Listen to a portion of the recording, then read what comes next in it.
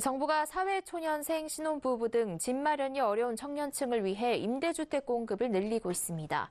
이들 주택은 주변 시세의 40%가량 저렴한 임대료를 내고 최대 10년간 살 수 있어 주거 사다리로서의 역할을 할 예정입니다. 당장 수억 원의 목돈을 마련하기 어려운 젊은 층의 주거 안정에 도움이 될 전망입니다. 보도에 정창신 기자입니다.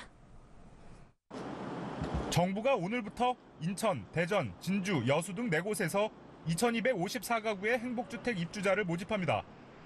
4분기엔 경기 인천 등 수도권에서 5,000가구, 지방 3,600가구 등 8,600가구를 모집할 계획입니다. 전 정부의 정책 사업인 행복주택은 지난 2014년 26,000가구에서 물량을 늘려 올해 48,000가구까지 총 15만 가구의 사업 승인을 냈습니다. 이 주택은 대학생과 사회초년생의 경우 6년, 신혼부부는 최대 10년간 거주할 수 있습니다. 사회초년생은 입사 5년 이내인 사람 중 미혼 무주택자로서 소득 기준이 평균 소득의 80% 이하여야 합니다. 신혼부부는 결혼 5년 이내면서 세대원이 무주택자이고 소득은 평균 소득의 100% 이하여야 합니다. 지난 3월 입주한 서울 가자지구 행복주택 전용 36제곱미터의 경우 보증금 7천만 원에 월임대료 28만 원가량입니다. 저렴한 임대료 덕에 이 단지는 362명 모집에 약 17,000명이 신청해 평균 48대 1의 경쟁률을 기록하기도 했습니다. 문재인 정부는 행복주택 공급 방식을 다양화해 노후 청사를 활용한다는 계획입니다.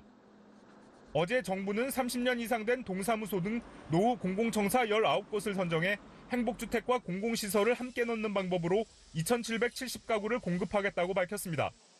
이에 따라 구로구 오류일동 주민센터, 서대문구 신촌동 주민센터 등을 허물고 저층은 공공기관이 입주하고 나머지는 임대주택으로 공급합니다. 문 대통령은 임기 내 이 같은 방식으로 총 2만 가구를 공급할 예정입니다. 여기에 신혼부부를 위한 임대주택인 신혼희망타운 5만 가구도 별도로 공급할 계획입니다.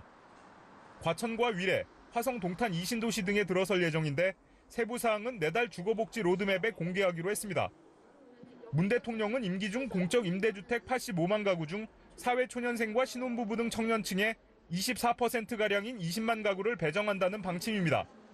살집 구하기 힘들어 결혼을 주저하는 청년층의 주거 문제를 해결하고 출산율도 높이겠다는 보관입니다.